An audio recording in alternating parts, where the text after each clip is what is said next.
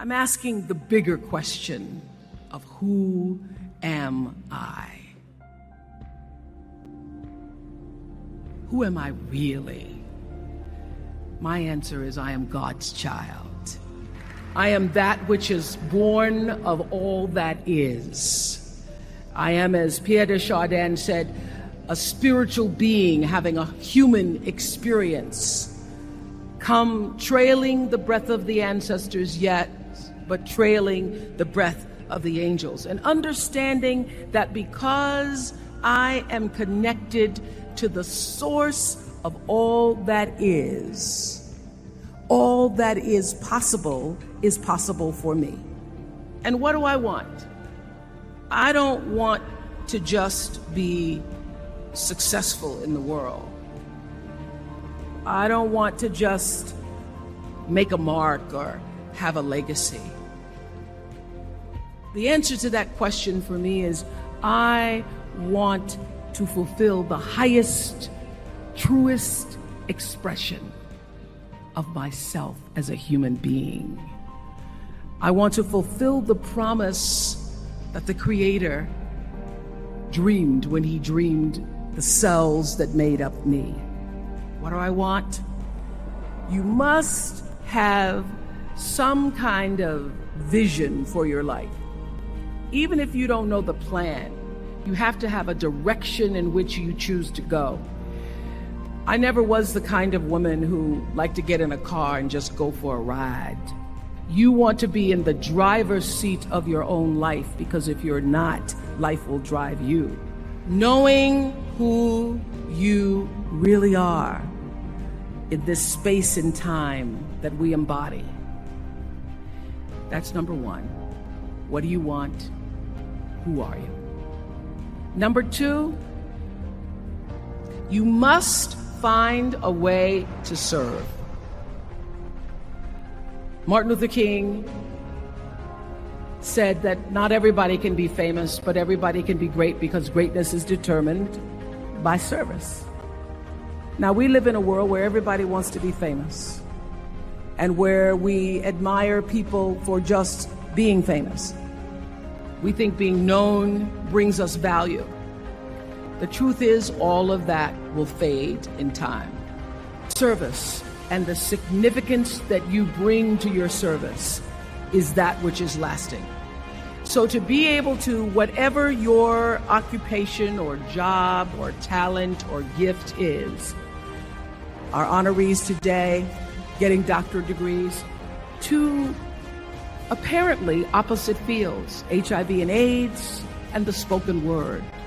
But what they have in common is service, using the spoken word in service to community and the world, using your knowledge and information about HIV and AIDS and medicine in service to the world. And if you look at all the most successful people in the world, whether they know it or not, they have that paradigm of service. Service through medicine, service through art. Using whatever it is you produce, your product, as a way of giving back to the world. When you shift the paradigm of whatever it is you choose to do to service, and you bring significance to that, success will, I promise you, follow you. Be excellent. Let excellence be your brand. Everybody talks about building a brand. I never even knew what that was. When people say, you're a brand, I would say, no, I'm just Oprah. What I recognize now is that my choice to, in every way, in every example, in every experience, to do the right thing and the excellent thing is what has created the brand. Years ago, I did an ad for Revlon for an ad they were doing called Unforgettable Women. And what I know is that when you are excellent, you become unforgettable. People remember you. You stand out. Regardless of what it is, you become an unforgettable woman. And that is what we all want. We want to be unforgettable and not forgettable. So doing the right thing, even when nobody knows you're doing the right thing, will always bring the right thing to you. I promise you that. Why? Because the third law of motion is always at work. For every action, there's an equal and opposite reaction. That is so true in all of our lives. Everything you even try to do to me, already done to you. So you don't have to worry about revenge or getting back at somebody, making sure they pay. You just have to do the right thing, and the right thing will follow you even when people don't support it. I remember many times on my show. There are many shows y'all never saw. And the reason you didn't see them is because I got the last vote. The most important thing I have come to know in doing the right thing and making the right choices is understanding what we talked about yesterday. All of you leaving here have the potential for enormous success. There's a price that comes with that. People don't always like you, and they're not always happy for you. And if you surround yourself with people who are not accustomed to your success, they become fearful, they become scared, because you are reflecting back something to them that they don't recognize. People who want the best for you want you to be your best.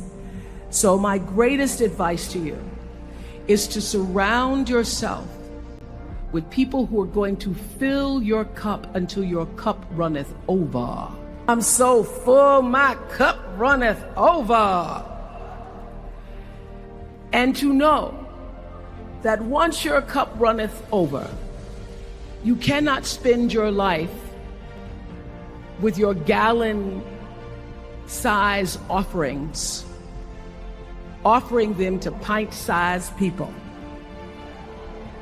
You have got to surround yourself with gallon-sized people who can hang in the same company with you, so that you're not offering your gallons to those little pints out there who can't hold it anyway.